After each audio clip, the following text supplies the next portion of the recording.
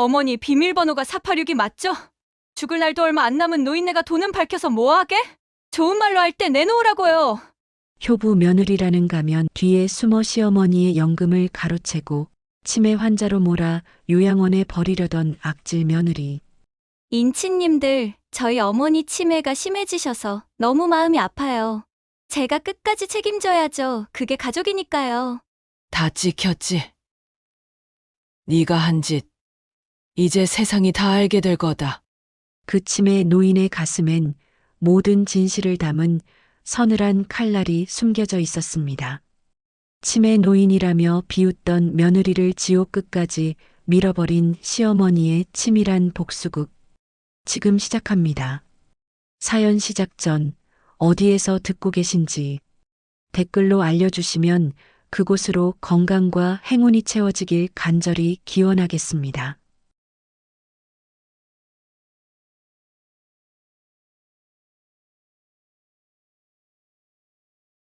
오전 11시를 갓 넘긴 시각이었어요. 거실 창밖으로 비치는 햇살은 따스해 보이는데 집 안 공기는 이상하게 서늘했지요. 72살 박순자 할머니는 거실 구석 낡은 소파에 웅크리고 앉아 있었어요. 손등 위로 툭 튀어나온 푸른 혈관들이 세월의 깊이를 말해주는데 그 야윈 손이 자꾸만 바들바들 떨리더라고요. 순자 할머니는 연신 거실 쪽 눈치를 살폈습니다. 부엌에서 들려오는 날카로운 구두 굽소리 때문이었죠. 어머니, 제가 이거 몇 번을 말씀드려요. 이 낡은 보따리 좀 치우시라니까요. 며느리 지혜의 목소리가 거실을 가득 채웠어요. 지혜는 코를 찡긋거리며 순자 할머니 옆에 놓인 보따리를 발끝으로 툭툭 건드렸습니다. 그 보따리 안에는 순자 할머니가 평생을 아껴온 것들이 들어 있었지요. 남편이 살아생전 사주었던 옷가락지며 하나뿐인 아들의 베네 저고리 같은 것들 말이에요. 하지만 지혜에게는 그저 곰팡내 나는 쓰레기 더미로 보였나 봅니다. 지혜는 거울을 보며 고가의 수입 크림을 얼굴에 듬뿍 펴바르고 있었어요. 그 크림 한 통이 순자 할머니가 한 달 내내 아껴 써야 하는 기초연금보다 비싸다는 걸 순자 할머니도 잘 알고 있었죠. 예, 지혜야. 그건 내가 나중에 갈 때 가져가려고 챙겨둔 건데. 순자 할머니가 기어들어가는 목소리로 겨우 한마디를 내뱉었습니다. 그러자 지혜의 눈매가 단번에 사나워졌어요. 들고 있던 화장품통을 화장대 위에 탁 소리가 나게 내려놓는데 그 소리에 순자 할머니는 어깨를 움찔하고 말았지요. 지혜는 천천히 몸을 돌려 순자 할머니를 쏘아보았습니다. 가긴 어딜 가세요? 어머니 지금 정신도 오락가락하시잖아요. 어제도 제가 사둔 요거트 유통기한 지났다고 버렸더니 저보고 도둑년이라고 하셨죠? 기억 안 나세요? 순자 할머니는 멍해졌어요. 정말 자기가 그런 말을 했는지 아니면 지혜가 지어낸 말인지 분간이 가질 않았거든요. 요즘 들어 부쩍 지혜는 순자 할머니가 하지도 않은 행동을 했다고 몰아세우곤 했습니다. 순자 할머니가 잠시 머뭇거리는 사이 지혜는 휴대폰을 꺼내 들었어요. 그러더니 인형처럼 예쁘게 웃으며 카메라 앞에 얼굴을 들이밀었죠. 방금 전까지 순자 할머니를 잡아먹을 듯 쳐다보던 그 여자가 맞나 싶을 정도로 순식간에 표정이 바뀌더라고요. 인치님들, 오늘도 저희 시어머니 수발드는 중이에요. 치매 증상이 심해지셔서 자꾸 짐을 싸시네요. 너무 마음이 아파요. 그래도 제가 끝까지 책임져야죠. 그게 가족이니까요. 지혜의 손가락이 화면 위를 바쁘게 움직였어요. 화면 속에는 효부 며느리, 천사 지혜 같은 댓글들이 쉴 새 없이 올라왔지요. 지혜는 만족스러운 듯 입꼬리를 살짝 올렸습니다. 하지만 화면 밖으로 시선을 돌리자마자 그 미소는 차가운 얼음장처럼 굳어버렸어요. 순자 할머니는 지혜가 무서웠습니다. 자신의 기억이 정말로 지워지고 있는 건지 아니면 이 집안의 공기가 자신을 잡아먹으려 하는 건지 알 수가 없었거든요. 그날 오후였지요.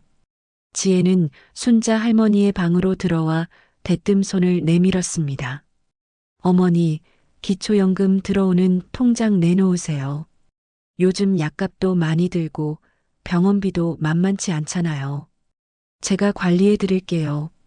순자 할머니는 가슴이 철렁 내려앉았어요. 그 통장은 순자 할머니에게 마지막 자존심 같은 것이었지요. 매달 들어오는 몇십만 원의 돈으로 손주들 용돈도 주고 가끔 친구들과 짜장면 한 그릇 사 먹는 게 유일한 낙이었거든요. 순자 할머니는 통장이 든 서랍장을 등 뒤로 숨겼습니다. 아니다, 지혜야. 내 용돈은 내가 알아서 쓸게. 병원비는 저번에 너희 남편이 줬잖니. 순자 할머니의 말이 채 끝나기도 전이었어요.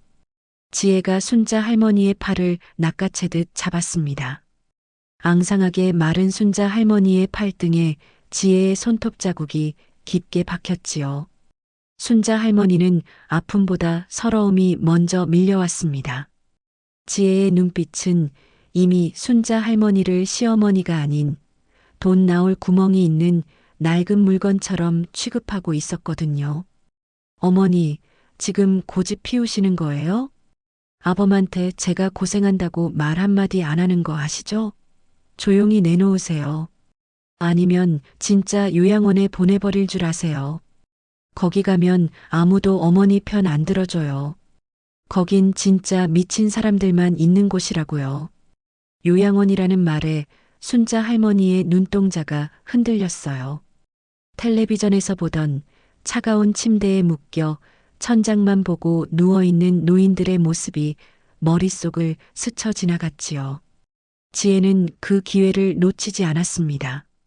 서랍을 거칠게 열어젖히더니 낡은 수첩 사이에 끼워져 있던 통장을 가로챘어요. 순자 할머니는 그저 바들바들 떨리는 손으로 빈 서랍만 내려다볼 뿐이었습니다. 지혜는 통장을 챙기며 콧노래를 흥얼거렸어요. 그러더니 다시 휴대폰을 켜서 순자 할머니의 모습을 찍기 시작했지요. 어머니, 활짝 웃으세요. 저번에 사드린 영양제 드시니까 기운 좀 나시죠? 인치님들이 걱정 많이 하세요.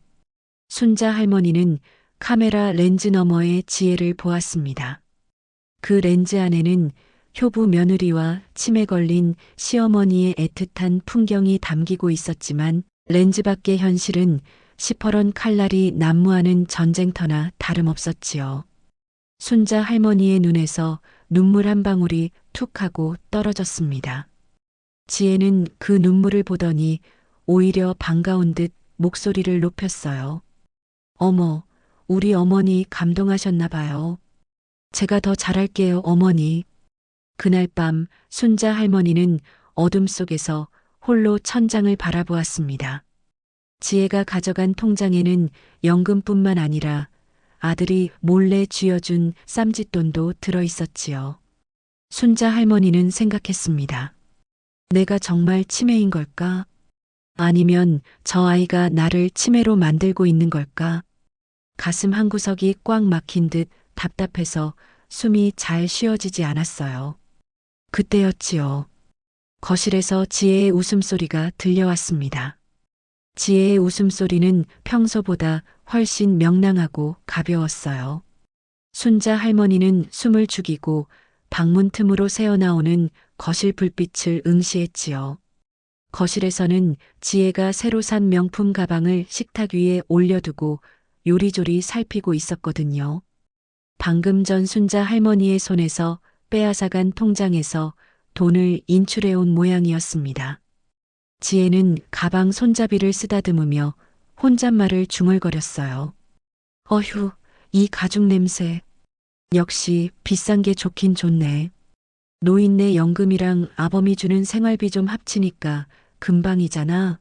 어차피 그 노인네 나중에 요양원 가면 돈 쓸 일도 없을 텐데 말이야.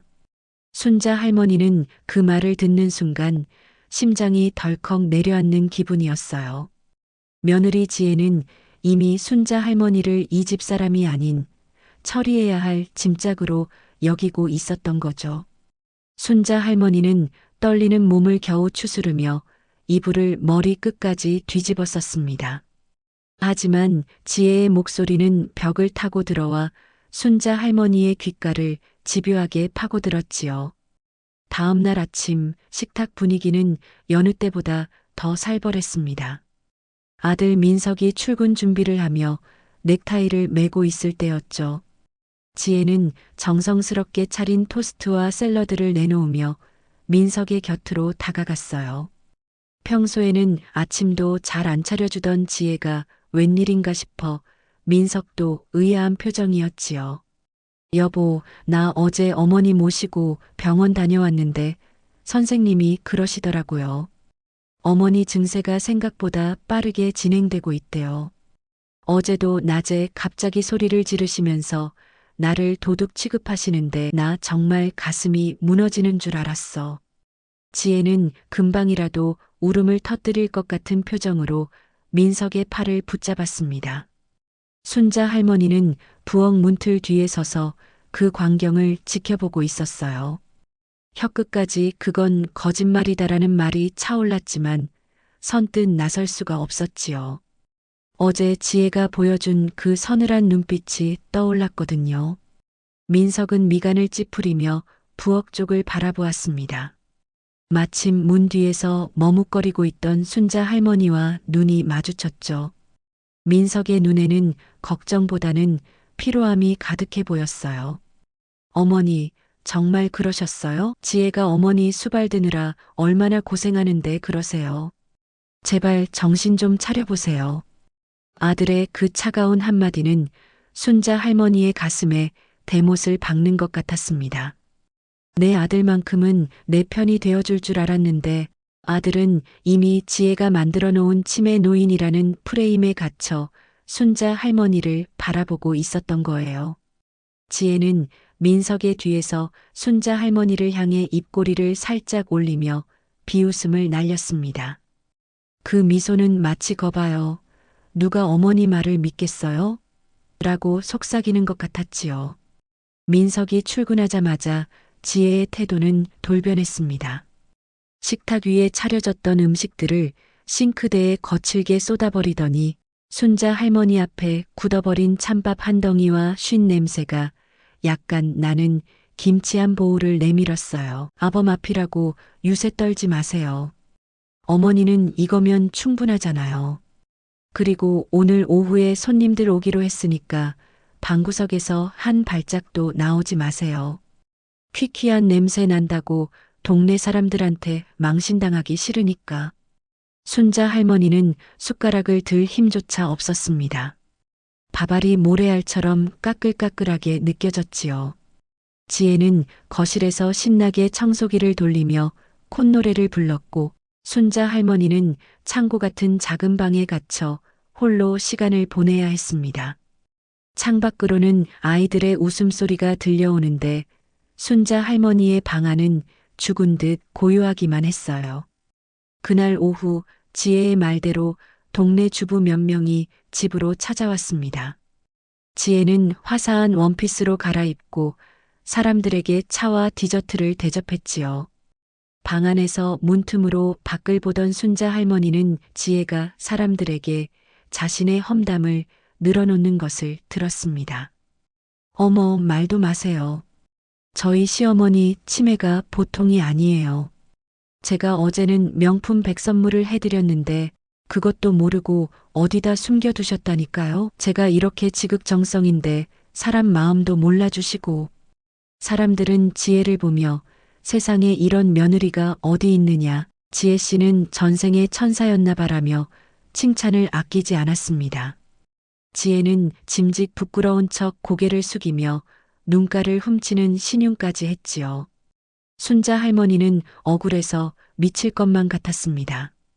지혜가 샀던 그 가방은 순자 할머니의 연금으로 산 것이 분명한데 사람들 앞에서는 마치 자신이 효도 선물로 사준 것처럼 꾸며내고 있었으니까요. 순자 할머니는 참다 못해 방문을 열고 나갔습니다. 그게 무슨 소리냐? 내가 내 통장에서 돈 빼가서 그 가방 산 거 아니냐? 순자 할머니의 외침에 거실은 순식간에 정적이 흘렀습니다. 사람들의 시선이 일제히 순자 할머니에게 쏠렸죠. 하지만 지혜는 당황하기는커녕 오히려 슬픈 표정을 지으며 순자 할머니에게 다가왔습니다. 어머니, 또 그러신다. 아까 제가 드린 약 드셨잖아요. 아직 정신이 안 돌아오셨나 봐요. 여러분, 죄송해요. 어머니가 가끔 이렇게 망상을 하세요. 제가 모시고 들어가서 좀 쉴게요. 지혜는 사람들에게 양해를 구하며 순자 할머니의 팔을 꽉 움켜쥐었습니다. 겉으로는 부드럽게 감싸 안는 척했지만 순자 할머니의 귓가에 대고는 아주 작게 속삭였지요. 노인네가 미쳤나? 한 번만 더 기어 나오면 그땐 진짜 국물도 없을 줄 알아. 순자 할머니는 지혜의 힘에 밀려 방으로 다시 밀쳐졌습니다. 문이 밖에서 잠기는 소리가 들렸고 순자 할머니는 바닥에 주저앉아 눈물을 쏟았어요. 아무리 진실을 말해도 누구 하나 믿어주지 않는 현실. 사람들은 지혜의 화려한 거짓말에 속아 순자 할머니를 벽에 똥칠할 날이 머지않은 노인으로만 여기고 있었습니다. 순자 할머니는 어둠 속에서 결심했습니다. 이대로 당하고만 있을 수는 없다고요. 하지만 어떻게 해야 할지 막막하기만 했습니다. 그때 순자 할머니의 눈에 구석에 처박혀 있던 낡은 코트가 보였어요. 그 코트 깃에는 예전에 아들이 선물했던 작은 브로치가 하나 달려 있었지요. 그냥 평범한 장식인 줄 알았던 그 브로치에는 사실 놀라운 기능이 숨겨져 있었습니다. 그 작은 브로치는 몇 년 전 IT 보안 회사에 다니던 조카가 고모님, 요즘 세상이 흉악하니 이거 달고 다니세요. 녹음도 되고 영상도 찍히는 거예요. 라며 선물했던 것이었지요. 당시 순자 할머니는 이런 게 나한테 무슨 소용이냐며 웃어넘겼지만 이제는 이것이 할머니의 마지막 희망줄이 되었습니다. 순자 할머니는 떨리는 손으로 코트 깃에서 브로치를 떼어냈어요. 그리고는 지혜가 잘 볼 수 없는 옷장 틈새, 거실이 가장 잘 보이는 위치에 교묘하게 자리를 잡아두었습니다. 다음 날부터 지혜의 악행은 더욱 노골적으로 변해갔습니다. 남편 민석이 출근하고 나면 지혜는 본색을 드러냈지요. 순자 할머니가 목이 말라 물 한 컵을 마시려 해도 어머니, 화장실 자주 가시니까 물도 작작 드세요라며 컵을 뺏어버리기 일쑤였어요. 심지어 지혜는 친구들을 불러 집에서 파티를 열면서 순자 할머니에게는 귀마개를 씌우고 방 밖으로 나오지 못하게 문을 걸어 잠그기도 했습니다. 예, 배가 너무 고프구나. 밥 좀 주면 안 되겠니? 순자 할머니가 배를 움켜쥐고 간절하게 말해도 지혜는 거실에서 배달시킨 값비싼 초밥을 먹으며 텔레비전만 보았습니다. 어머니, 다이어트 하신다면서요. 치매 오면 배고픈 것도 자꾸 까먹는다던데 그냥 좀 참으세요. 이따 저녁에 아범 오면 그때 드시고요. 지혜는 그러면서도 휴대폰을 켜서 SNS 라이브 방송을 시작했습니다. 화면 속 지혜는 세상에 둘도 없는 효부의 얼굴을 하고 있었죠. 여러분, 저희 어머니가 요즘 식욕이 없으셔서 제가 직접 죽을 쓰고 있어요. 정성이 들어가야 기운을 차리실 텐데 걱정이에요. 순자 할머니는 방 안에서 그 가증스러운 목소리를 들으며 주먹을 불끈 쥐었습니다. 거실에 설치해둔 브로치의 렌즈가 지혜의 저 가식적인 얼굴을 고스란히 담고 있기를 간절히 바랐지요. 며칠 뒤 지혜는 드디어 선을 넘고 말았습니다. 순자 할머니의 연금 통장 비밀번호를 알아내기 위해 할머니를 거실 바닥에 앉혀두고 몰아세우기 시작한 거예요. 어머니, 비밀번호가 4860이 맞죠? 왜 아니라고 하세요? 어제는 맞다고 하셨잖아요. 자꾸 이렇게 거짓말하시면 저 진짜 화나요. 순자 할머니는 입을 굳게 다물었습니다. 그것만큼은 절대 줄 수 없었거든요. 그러자 지혜는 순자 할머니의 어깨를 거칠게 밀쳤습니다. 바닥에 쓰러진 순자 할머니의 위로 지혜가 그림자처럼 드리워졌어요. 할망구야, 좋은 말로 할 때 내놔. 너 이거 없어도 내가 먹여주고 재워주잖아. 죽을 날도 얼마 안 남은 노인네가 돈은 밝혀서 뭐하게? 지혜의 입에서 나온 할망구라는 단어는 순자 할머니의 가슴을 난도질했습니다. 하지만 할머니는 울지 않았어요. 오히려 눈을 똑바로 뜨고 지혜를 쳐다보았습니다. 지혜는 그 눈빛이 기분 나쁘다는 듯 씩씩거리며 순자 할머니의 지갑을 뒤져 기어코 비밀번호가 적힌 메모지를 찾아내고야 말았습니다. 진작 이럴 것이지. 괜히 힘 빼게 만들어. 지혜는 통장과 메모지를 챙겨 룰루랄라 밖으로 나갔습니다. 집안에는 정적만이 감돌았지요. 순자 할머니는 바닥에서 천천히 몸을 일으켰습니다. 무릎이 시리고 허리가 끊어질 듯 아팠지만 할머니는 옷장 틈새에 숨겨두었던 브로치를 향해 다가갔어요. 그리고는 브로치를 손에 쥐고 작게 속삭였습니다. 다 찍혔지? 내가 한 짓, 이제 세상이 다 알게 될 거다. 순자 할머니는 그 길로 평소 친하게 지내던 옆집 박 검사네를 찾아갔습니다. 은퇴한 지 얼마 안 된 박 검사는 평소 순자 할머니를 친어머니처럼 살뜰히 챙겨주던 이웃이었지요. 순자 할머니는 떨리는 손으로 브로치를 박 검사에게 건넸습니다. 박 선생, 이것 좀 봐주게. 내가 정말 미친 노인네인지 아니면 저 아이가 괴물인지 말이야. 박 검사가 브로치에 담긴 영상을 확인하는 동안 순자 할머니는 마른 세수를 하며 기다렸습니다. 영상 속에는 지혜가 순자 할머니를 밀치고 폭언을 퍼붓고 SNS로 거짓말을 일삼는 모든 과정이 선명하게 담겨 있었지요. 영상을 다 본 박 검사의 얼굴은 분노로 차갑게 식어 있었습니다. 어르신, 걱정하지 마세요. 이건 명백한 노인 학대이자 사기입니다. 제가 직접 도와드리겠습니다. 순자 할머니는 그제야 참았던 눈물을 터뜨렸습니다. 억울함과 서러움, 그리고 이제는 끝낼 수 있다는 안도감이 뒤섞인 눈물이었지요. 하지만 이것은 시작에 불과했습니다. 순자 할머니는 지혜가 가장 높이 올라갔을 때 가장 처참하게 떨어뜨릴 계획을 세우기 시작했거든요. 순자 할머니는 박 검사의 도움을 받아 아주 은밀하고도 치밀한 계획을 세우기 시작했어요. 당장 지혜의 멱살을 잡고 집에서 쫓아내고 싶었지만 박 검사는 고개를 저었지요.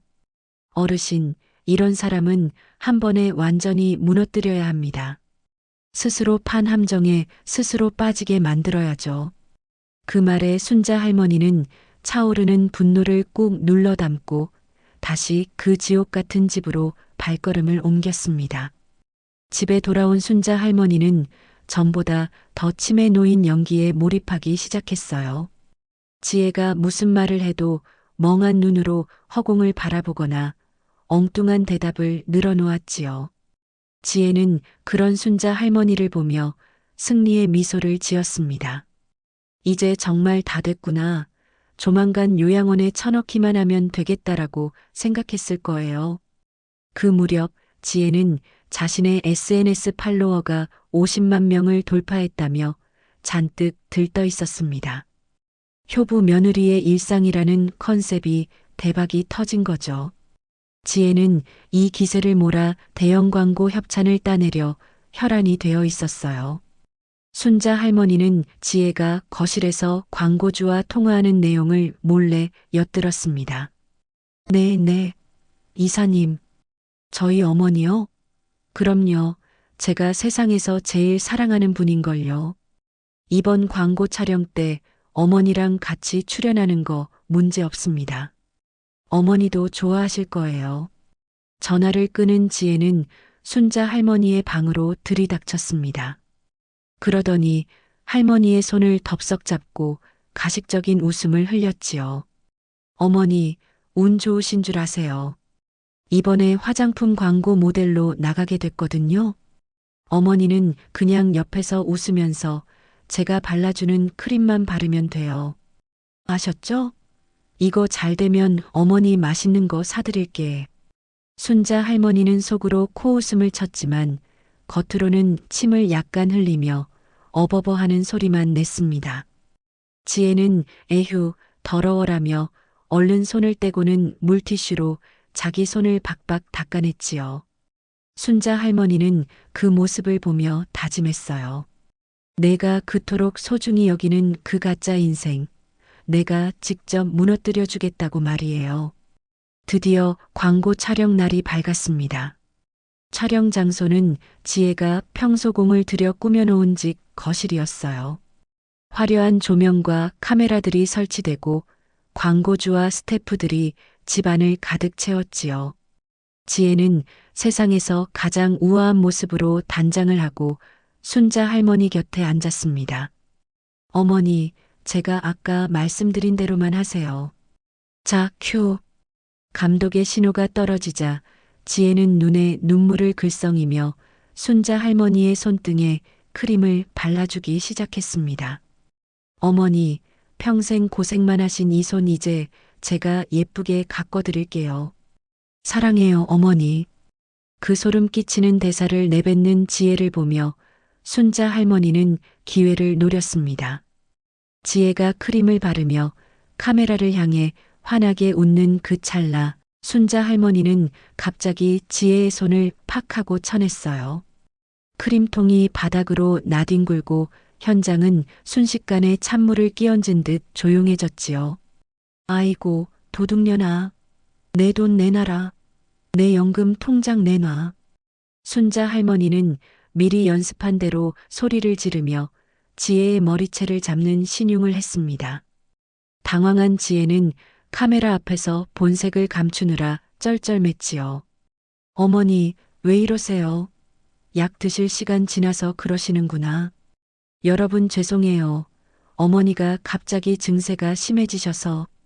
지혜는 억지 미소를 지으며 순자 할머니를 제지하려 했지만 순자 할머니는 멈추지 않았습니다. 오히려 거실 탁자 위에 놓인 지혜의 휴대폰을 가리키며 외쳤지요. 저기 다 들어있다. 저 기계 안에 내가 나 때리고 욕한 거 다 들어있어. 물론 지혜의 휴대폰에는 그런 게 없었지만 그 말에 지혜의 얼굴이 하얗게 질렸습니다. 광고주와 스태프들은 수군거리기 시작했어요. 어머, 정말인가 봐. 치매 노인이라도 저렇게 구체적으로 말하는 건 이유가 있는 거 아냐? 지혜는 다급하게 카메라를 끄라고 소리쳤습니다. 하지만 진짜 반전은 그 다음이었지요. 박 검사가 미리 손을 써둔 덕분에 지혜의 SNS 계정은 지금 라이브 방송 상태였거든요. 지혜가 광고 촬영 과정을 팬들에게 보여주겠다며 켜두었던 라이브가 순자 할머니의 돌발 행동과 지혜의 당황한 표정을 실시간으로 전 세계에 송출하고 있었던 겁니다. 지혜는 그것도 모른 채 스태프들이 나가자마자 순자 할머니에게 소리를 질렀습니다. 이 망할 노인네가 진짜 미쳤나? 오늘 일 망치면 내가 가만 안 둔다고 했지? 당장 방으로 쳐들어가. 지혜의 표정은 악기처럼 변해 있었고 그 목소리는 라이브 방송을 시청하던 수만 명의 팔로워들에게 생생하게 전달되었습니다. 댓글창은 순식간에 뒤집어졌지요. 와, 진짜 소름 돋는다. 저게 본 모습이었어? 효녀 코스프레 대박이네 같은 반응들이 폭발했습니다. 지혜는 제 발등을 자기가 찍은 줄도 모르고 연신 씩씩거리며 순자 할머니를 노려봤어요. 거실 바닥에 흩어진 크림을 구두 끝으로 거칠게 뭉개버리더니 할머니의 어깨를 밀쳐서 방 안으로 밀어 넣었지요. 어머니 때문에 내 계약금이 날아갔다고요. 저 사람들이 다 나를 어떻게 보겠어. 지혜의 목소리는 이미 이성을 잃은 상태였습니다. 하지만 그 시각 지혜의 휴대폰 화면 속 댓글창은 말 그대로 불이 나고 있었어요. 순자 할머니는 방으로 밀려 들어가면서도 입가에 번지는 미소를 숨기느라 애를 먹었습니다. 이제 지혜가 쌓아 올린 모래성은 파도 한 번에 쓸려나갈 준비가 끝난 셈이었으니까요. 다음 날 아침 지혜는 평소처럼 느지막이 일어나 커피 한 잔을 내리며 휴대폰을 확인했습니다. 그런데 평소와 분위기가 영 딴판이었지요. 팔로워 숫자가 실시간으로 줄어들고 있는 건 물론이고 협찬을 약속했던 업체들로부터 계약 해지 통보 메일이 수십 통이나 와 있었거든요. 지혜는 손을 덜덜 떨며 자신의 SNS 게시물 댓글을 확인했습니다. 와, 어제 라이브 방송에서 소리 지르는 거 봤어요? 완전 두 얼굴이네. 치매 어머니를 그렇게 밀치다니 인간도 아니다. 그동안 올린 사진들 다 조작이었죠? 당장 해명하세요. 지혜의 안색이 잿빛으로 변했습니다. 어떻게 라이브가 켜졌는지, 어디서부터 잘못된 건지 머릿속이 하얘졌지요. 지혜는 급하게 해명글을 올리려 했지만 이미 편집된 영상들이 여기저기 퍼져나간 뒤였습니다. 그때였습니다. 거실에서 순자 할머니가 전보다 훨씬 또렷하고 맑은 목소리로 지혜를 불렀어요. 예, 지혜야. 이리 좀 나와보렴. 지혜는 짜증이 머리 끝까지 치밀어 거실로 튀어나갔습니다. 어머니, 지금 이게 다 어머니 때문이잖아요. 어제 왜 그런 헛소리를 해서 내 인생을 망쳐놔요, 왜? 하지만 소파에 앉아있는 순자 할머니의 모습은 어제와는 완전히 달랐습니다. 굽었던 등은 꼿꼿하게 펴져 있었고 초점 없던 눈동자는 서늘할 정도로 날카롭게 빛나고 있었지요. 순자 할머니는 옆에 놓인 서류 봉투 하나를 식탁 위에 툭 던졌습니다. 망쳐놓다니? 나는 그저 내가 보고 싶어 하던 진실을 보여준 것뿐이란다. 여기 좀 봐라. 내가 그동안 내 통장에서 야금야금 빼간 내역, 그리고 내가 나한테 했던 말들 다 기록된 증거들이야. 지혜는 코웃음을 쳤습니다. 증거요? 치매 노인네 말을 누가 믿어줄 것 같아요? 아범도 어머니 말 안 믿는 거 아시잖아요. 순자 할머니는 천천히 자리에서 일어나 지혜에게 다가갔습니다. 그리고는 지혜의 귓가에 대고 아주 낮고 조용한 목소리로 속삭였지요. 민석이는 이미 다 알고 있단다. 어젯밤에 내가 박 검산에 가서 다 보여줬거든. 내가 내 방 문 걸어 잠그고 파티하던 날부터 내 팔등 꼬집으며 돈 내놓으라고 협박하던 그 영상들까지 전부 다 말이야. 지혜의 눈동자가 세차게 흔들렸습니다. 영상이라니요? 그게 무슨... 순자 할머니는 옷장 틈새에 숨겨두었던 브로치를 꺼내 지혜의 눈앞에 흔들어 보였습니다. 이 작은 게 참 똑똑하더라고. 내가 카메라 앞에서 천사 노릇할 때 이 뒤에서는 어떤 괴물이었는지 하나도 빠짐없이 다 담아냈단다. 지혜는 미친 듯이 할머니의 손에서 브로치를 빼앗으려 달려들었습니다. 하지만 그때 굳게 닫혀있던 현관문이 열리며 아들 민석이 들어왔습니다. 민석의 얼굴은 분노와 배신감으로 일그러져 있었지요. 그의 손에는 박 검사가 전해준 영상이 담긴 태블릿 PC가 들려 있었습니다. 유지혜, 너 정말 사람이 어떻게 이럴 수가 있어? 민석의 목소리는 떨리고 있었습니다. 지혜는 그대로 바닥에 주저앉았어요. 여보, 그게 아니야. 이건 어머니가 꾸며낸 거야. 어머니 치매잖아, 알잖아. 하지만 민석은 지혜의 손을 거칠게 뿌리쳤습니다. 내 눈으로 똑똑히 봤어. 내가 우리 어머니한테 무슨 짓을 했는지. 어떻게 내 어머니를 돈줄로 보고 요양원 보낼 궁리만 해? 내가 그러고도 내 아내야? 지혜는 민석의 바짓가랑이를 붙잡고 울고불고 매달렸습니다. 잘못했어, 여보. 내가 잠깐 미쳤었나 봐. 다 어머니 생각해서 그런 거야. 정말이야. 순자 할머니는 그 꼴을 가만히 내려다보았습니다. 지혜가 그동안 자신에게 했던 말들을 똑같이 돌려줄 차례였지요. 예, 지혜야. 울지 마라. 울면 화장 지워져서 안 예쁘잖니. 내 팔로워들이 너 우는 모습 보면 마음 아파할 텐데 얼른 가서 라이브 방송이나 켜야지. 지혜는 고개를 들어 순자 할머니를 보았습니다. 할머니의 눈에는 자비라곤 찾아볼 수 없었지요. 지혜는 그제야 깨달았습니다. 자신이 건드린 노인이 평범한 치매 환자가 아니라 평생을 자식 하나 바라보며 산전수전 다 겪은 지독한 어머니였다는 사실을요. 민석은 지혜의 짐을 가방 하나에 대충 쑤셔 넣더니 현관 밖으로 던져버렸습니다. 당장 나가. 이혼 서류는 법원에서 보낼 테니까 다시는 이 집 근처에 얼씬도 하지 마. 그리고 내가 쓴 돈, 어머니 연금에서 빼간 거 한 푼도 빠짐없이 다 토해내게 할 거야. 박 검사님이 이미 횡령으로 고소 준비 끝내셨으니까. 지혜는 맨발로 복도에 나앉았습니다. 화려했던 명품 가방도 수만 명의 팔로워도 이제는 아무 소용이 없었지요.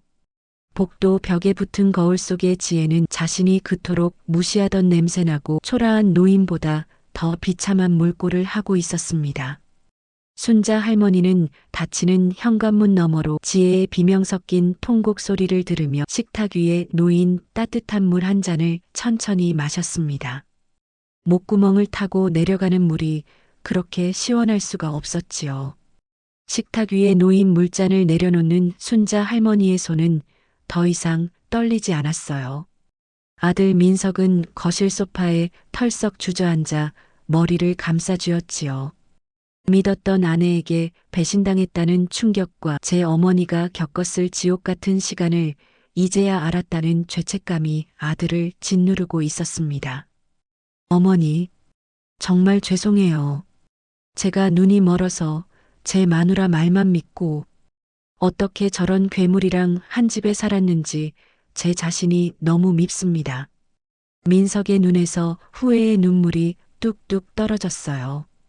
순자 할머니는 천천히 다가가 아들의 어깨를 가만히 다독였습니다.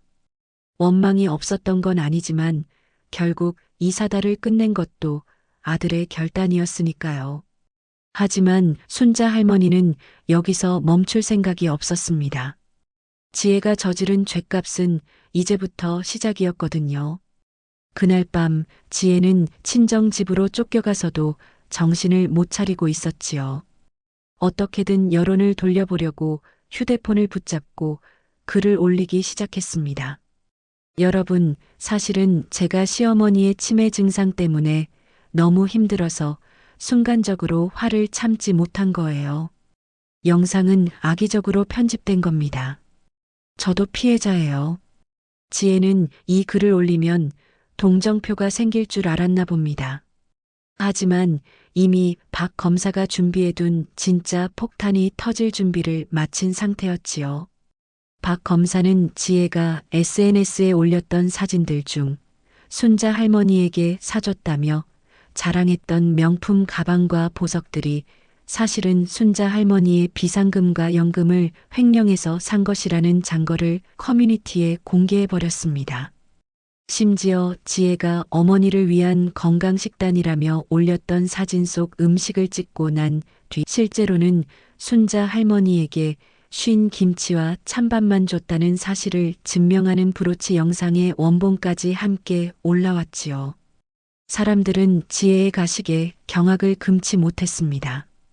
악마 며느리 현대판 고려장이라는 타이틀이 뉴스 사회면을 장식하기 시작했어요. 지혜는 쏟아지는 비난과 욕설에 휴대폰 전원을 끄고 방 안에 숨어버렸습니다. 하지만 숨는다고 해결될 일이 아니었지요. 다음 날 아침 지혜의 친정집 앞으로 경찰들이 들이닥쳤습니다. 노인복지법 위반에 의한 상습 학대, 그리고 거액의 횡령 혐의였어요. 수갑을 차고 끌려가는 지혜의 앞을 순자 할머니가 가로막았습니다. 지혜는 초췌해진 얼굴로 순자 할머니를 보며 악을 썼지요.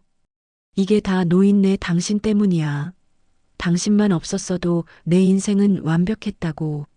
순자 할머니는 비웃음조차 나오지 않았습니다. 할머니는 지혜의 귀에 대고 마지막으로 한마디를 남겼어요. 내가 그랬지? 요양원 가면 아무도 내 편 안 들어준다고. 거긴 미친 사람들만 있는 곳이라고. 이제 내가 갈 곳이 거기보다 훨씬 더 좁고 차가운 곳이 될 텐데 거기서 내가 했던 말들 곱씹으며 잘 살아보렴. 아, 그리고 내가 샀던 그 명품 백들. 다 압류돼서 경매로 넘어갔단다. 내 돈으로 산 거니 다시 내 돈으로 찾아와야지. 지혜는 비명을 지르며 발버둥 쳤지만 경찰들의 손에 이끌려 호송차에 실려갔습니다.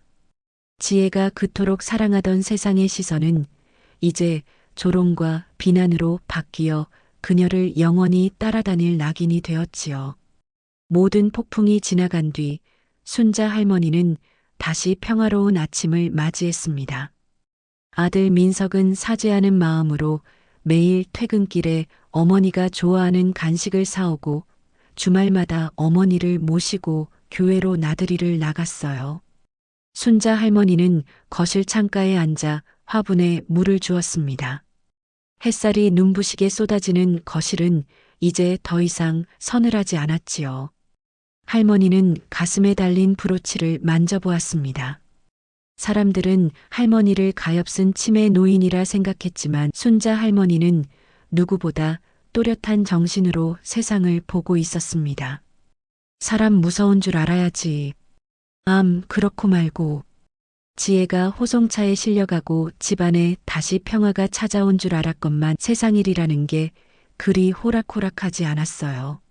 순자 할머니는 지혜가 떠난 빈방을 정리하며 깊은 한숨을 내쉬었습니다. 그저 악한 며느리 하나 몰아내면 끝일 줄 알았는데 그 뒤에 남은 상처들은 생각보다 깊고 쓰라렸거든요. 무엇보다 아들 민석의 상태가 심상치 않았습니다. 민석은 지혜가 저지른 일들이 뉴스에 오르내리고 직장 동료들 사이에서 그 사람, 아내가 그런 사람이었대라는 수군거림이 들려오자 급격히 무너져 내렸어요. 퇴근하고 돌아오면 거실 불도 켜지 않은 채 어둠 속에 멍하니 앉아 있거나 술 기운을 빌려 겨우 잠드는 날이 늘어갔지요. 순자 할머니는 그런 아들을 보며 가슴이 미어지는 것 같았습니다. 아범아, 그만 마셔라. 내 몸 상하면 이 애미 마음은 어쩌겠니? 순자 할머니가 조심스럽게 술병을 뺏으려 하면 민석은 아이처럼 울음을 터뜨렸어요. 어머니, 제가 바보 같아서. 어머니가 그렇게 당하는 동안 저는 아무것도 모르고 호의호식했어요. 제가 무슨 면목으로 어머니 얼굴을 봐요. 민석의 자책은 날이 갈수록 심해졌고 그것은 곧 지혜의 친정 식구들에게 반격의 빌미를 주고 말았습니다. 지혜의 친정 어머니, 그러니까 순자 할머니의 사돈댁은 보통 내기가 아니었지요. 딸이 구치소에 갇히자마자 대형 로펌의 변호사를 선임하더니 오히려 순자 할머니와 민석을 압박하기 시작했습니다. 어느 비 오는 오후였어요.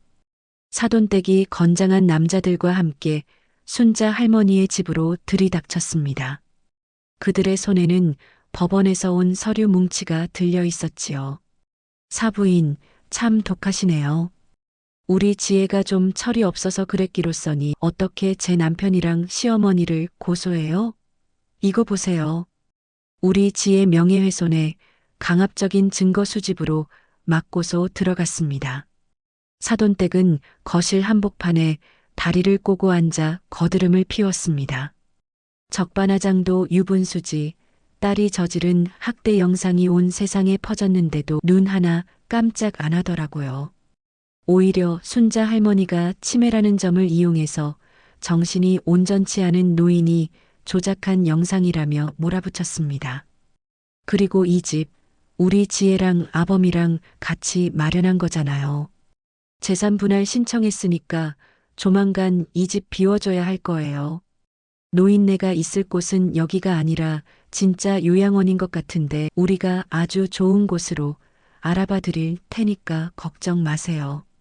사돈댁의 서슬 퍼런 협박에 순자 할머니는 가슴이 두방망이질 쳤습니다. 아들 민석은 옆에서 고개도 못 든 채 부들부들 떨고만 있었지요. 지혜의 변호사는 한술 더 떴습니다. 어르신, 지금 영상에 나온 행위들은 법적으로 훈육이나 보호의 연장선으로 해석될 여지가 다분합니다. 오히려 어르신이 설치한 몰래카메라가 불법 통신비밀보호법 위반에 해당해서 형사처벌을 받을 수도 있어요. 좋게 합의하시죠. 고소 취하하고 재산 분할 적당히 해주시면 저희도 여기서 멈추겠습니다. 순자 할머니는 눈앞이 캄캄해졌습니다. 법이라는 게 참 이상하지요. 당한 사람은 분명히 있는데 가해자들은 법망을 교묘하게 빠져나가며 오히려 피해자를 괴롭히고 있었으니까요. 그날 밤 순자 할머니는 잠을 이룰 수 없었습니다. 거실에서 들려오는 아들의 힘없는 흐느낌 소리가 마치 창자가 끊어지는 통곡처럼 들렸거든요. 순자 할머니는 다시 브로치를 손에 쥐었습니다. 내가 너무 성급했던 걸까? 그냥 참고 살 걸, 공연히 아들 앞길까지 망친 건 아닐까? 하는 자책이 할머니를 덮쳤습니다. 며느리 지혜의 악행보다 더 무서운 것은 법의 이름으로 자행되는 두 번째 가해였지요. 며칠 뒤 설상가상으로 순자 할머니에게 검찰 출석 요구서가 날아왔습니다. 지혜 측에서 주장한 영상 조작 및 불법 촬영 혐의 때문이었어요. 70 넘은 노인이 검찰청 차가운 복도에 앉아 조사를 기다리는 모습은 참으로 처량하기 짝이 없었습니다. 지나가는 사람들이 저 할머니가 그 유튜브에 나온 치매 할머니 아냐? 라며 수군거리는 소리가 비수처럼 꽂혔지요. 그때 저 멀리서 구두 소리가 들려왔습니다. 박 검사였어요. 그는 평소의 인자한 모습이 아닌 아주 엄숙하고 단단한 표정으로 순자 할머니에게 다가왔습니다. 어르신, 많이 기다리셨죠? 저들이 법을 가지고 장난을 치는데 법으로 제대로 임자를 만나게 해줘야죠. 걱정 마세요. 제가 이래봬도 검찰청 귀신 아닙니까? 박 검사는 순자 할머니의 손을 꼭 잡았습니다. 그리고는 할머니에게 아주 중요한 질문을 하나 던졌지요. 어르신, 혹시 지혜가 어머니 통장 말고 아드님 몰래 다른 사람들과 거래했던 장부 같은 건 본 적 없으신가요? 이런 부류의 사람들은 절대 혼자서 돈을 쓰지 않거든요. 순자 할머니는 기억을 더듬었습니다. 지혜가 밤마다 거실에서 누군가와 은밀하게 통화하며 숫자를 적어 내려가던 모습, 그리고 그 종이를 항상 자기 가방 깊숙한 곳에 숨기던 행동들이 떠올랐지요. 아, 박 선생. 그러고 보니 지혜 그 아이가 매일 밤마다 큰 소리로 싸우던 전화가 있었어. 무슨 배당금이니 코인이니 하는 소리를 했던 것 같아. 순자 할머니의 눈이 다시 반짝이기 시작했습니다.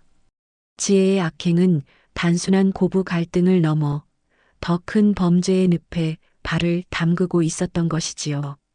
순자 할머니의 기억이 되살아나자 박 검사의 눈빛이 예리하게 빛났어요. 배당금의 코인이라. 어르신, 그게 아주 중요한 단서가 될 것 같습니다. 박 검사는 곧장 조력자들을 동원해 지혜의 은밀한 금융거래 내역을 추적하기 시작했습니다. 단순히 시어머니 연금을 빼서 명품이나 사던 수준이 아니었던 거예요.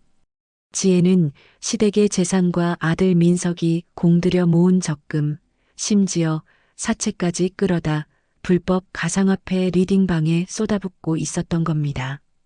하지만 상황은 여전히 급박했습니다.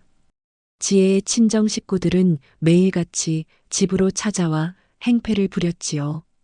대문에는 빨간 딱지가 붙네 만회하며 동네방네 소란을 피우는 통에 순자 할머니는 집 밖으로 나가는 것조차 두려워졌습니다. 아들 민석은 직장에서 권고사직 압박까지 받으며 벼랑 끝으로 내몰리고 있었어요. 어머니, 그냥 제가 다 안고 갈게요.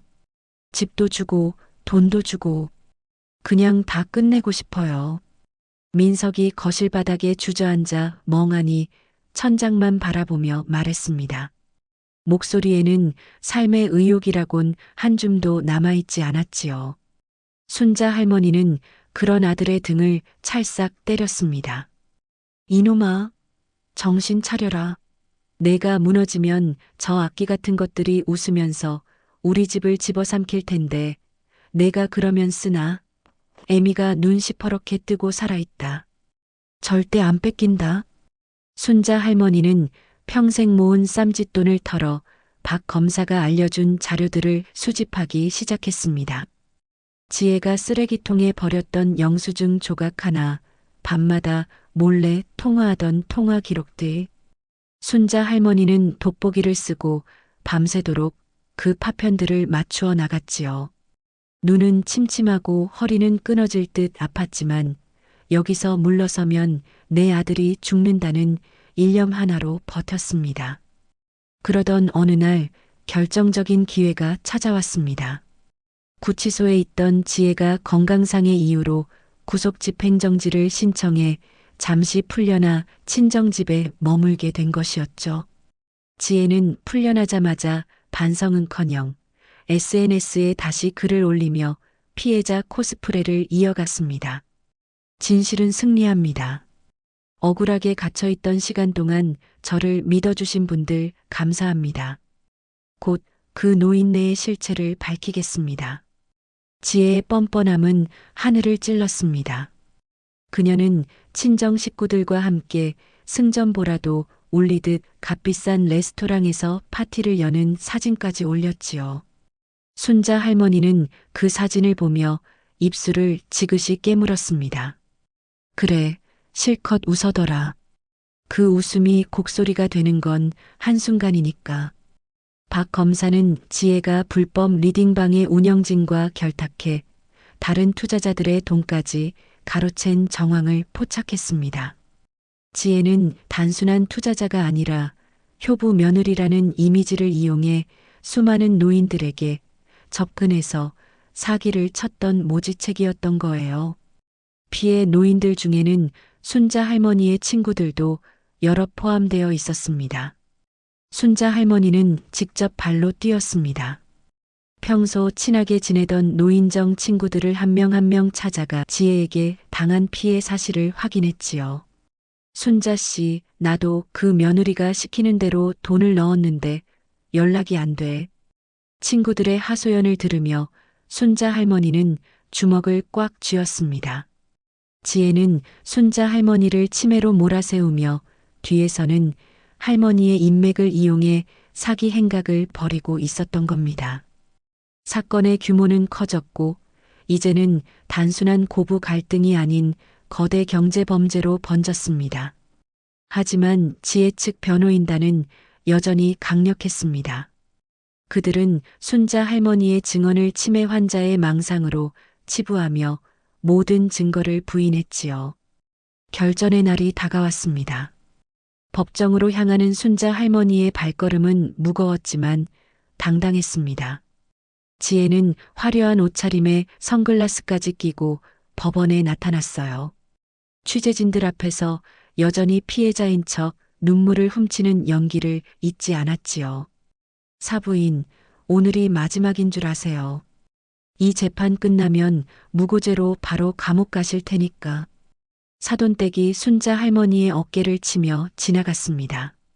민석은 겁에 질린 표정으로 할머니의 옷자락을 붙잡았지만 순자 할머니는 아들의 손을 꽉 쥐어주며 앞만 보고 걸었습니다. 법정 안의 공기는 차갑고 엄숙했습니다. 판사가 입정하고 지혜 측 변호인이 기세등등하게 변론을 시작했지요. 순자 할머니는 피고인석에 앉아 있는 지혜를 똑바로 쳐다보았습니다. 지혜는 할머니와 눈이 마주치자 살짝 비웃으며 입모양으로 속삭였어요. 끝이야, 할망구야. 하지만 순자 할머니는 조용히 미소 지었습니다.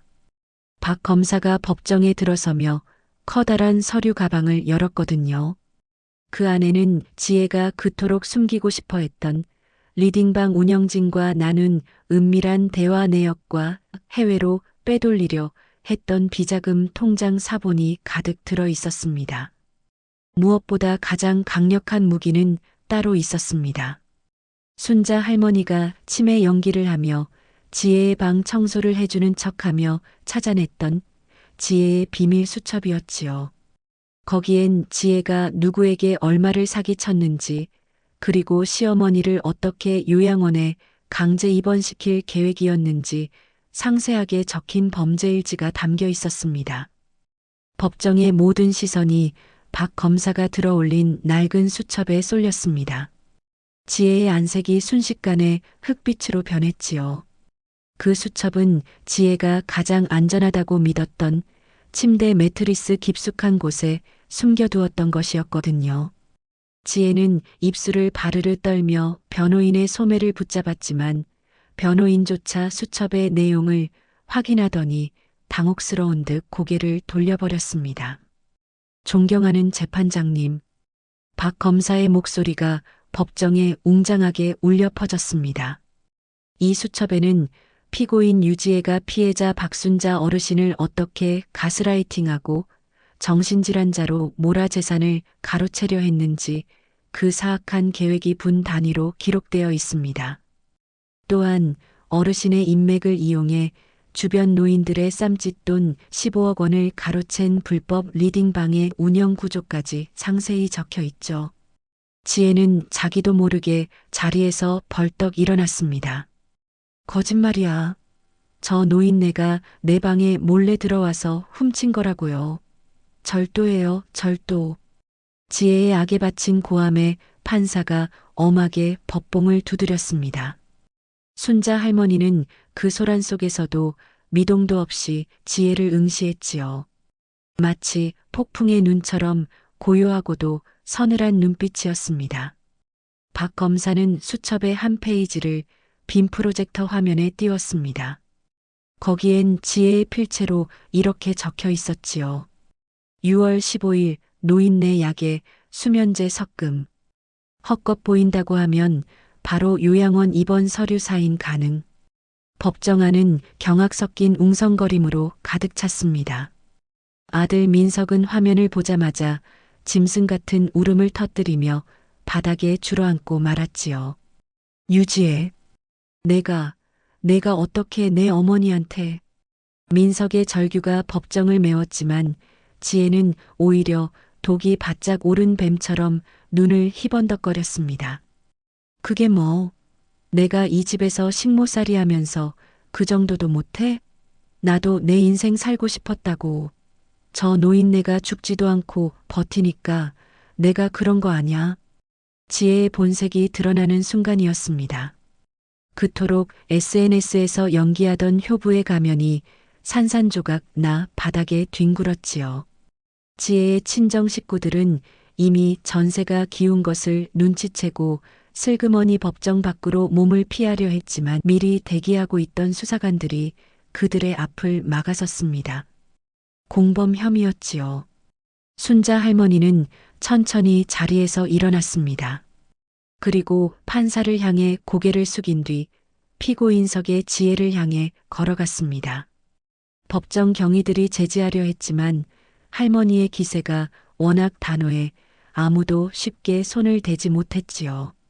할머니는 지혜의 바로 앞에 서서 지혜가 평소 자신을 비웃을 때 썼던 그 말투 그대로 나지막하게 의조렸습니다. 예, 지혜야. 내가 말했지. 세상 무서운 줄 알아야 한다고. 내가 그토록 원하던 내 집, 내 돈. 이제 내가 평생 일해도 갚지 못할 빚이 되어 내 목을 조를 거다. 그리고 내가 그토록 무시하던 이 치매 노인이 내가 감옥에서 썩는 동안 내가 망친 사람들 눈물 닦아주며 아주 오래오래 살 거란다. 지혜는 실성한 듯 웃음을 터뜨리다 결국 자리에 주저앉아 통곡하기 시작했습니다. 하지만 그 눈물에 공감해주는 사람은 단 한 명도 없었지요. 한 달 뒤 선고 재판 날이었습니다. 지혜는 징역 12년이라는 중형을 선고받았습니다. 단순 학대가 아니라 조직적 경제 범죄의 핵심 인물로 지목된 결과였지요. 지혜의 친정 식구들도 징역형과 함께 거액의 추징금을 부여받아 전 재산이 압류되었습니다. 지혜가 그토록 자랑하던 명품백과 보석들은 모두 경매시장으로 넘어가 피해 노인들의 변제금으로 쓰이게 되었지요. 순자 할머니는 다시 돌아온 평온한 집 거실에 앉아 있었습니다. 지혜가 억지로 바르던 비싼 크림 대신 아들 민석이 사온 투박한 로션을 손등에 정성껏 펴 발랐지요. 어머니, 이제 좀 쉬세요. 제가 정말 잘할게요. 민석은 직장을 그만두고 작은 가게를 차려 어머니 곁을 지키기로 했습니다. 순자 할머니는 그런 아들의 손을 꼭 잡았지요. 그래, 아범아. 이제야 집안 공기가 좀 맑아진 것 같구나. 그때 순자 할머니의 휴대폰이 울렸습니다. 지혜의 SNS 계정이었습니다. 박 검사의 도움으로 계정 소유권을 넘겨받은 순자 할머니는 마지막 게시물을 올렸습니다. 그것은 지혜의 화려한 사진이 아니었습니다. 지혜가 수감복을 입고 고개를 떨군 채 호송되는 뒷모습과 함께 순자 할머니가 직접 쓴 글귀였지요. 거짓으로 쌓은 탑은 반드시 무너집니다. 이제 이 공간은 노인 학대 피해자들을 위한 쉼터로 사용하겠습니다. 순식간에 수만 개의 좋아요가 달렸습니다. 사람들은 비로소 진짜 천사가 누구인지 깨닫게 된 것이지요. 순자 할머니는 거실 창문을 활짝 열었습니다. 시원한 바람이 집안 구석구석을 훑고 지나갔습니다. 할머니는 가슴에 달린 브로치를 떼어 작은 상자에 담았습니다. 이제 더 이상 누군가를 감시하거나 증거를 남길 필요가 없는 세상이 온 것이지요. 할머니는 정원으로 나가 흙을 만졌습니다. 꽃들이 고개를 내미는 그 평범한 일상이 할머니에겐 세상 그 무엇보다 값진 승리의 훈장이었습니다. 저 멀리서 아들의 웃음소리가 들려오고 순자 할머니는 하늘을 보며 깊은 숨을 들이마셨습니다. 이제야 진정한 봄이 찾아온 것 같았습니다.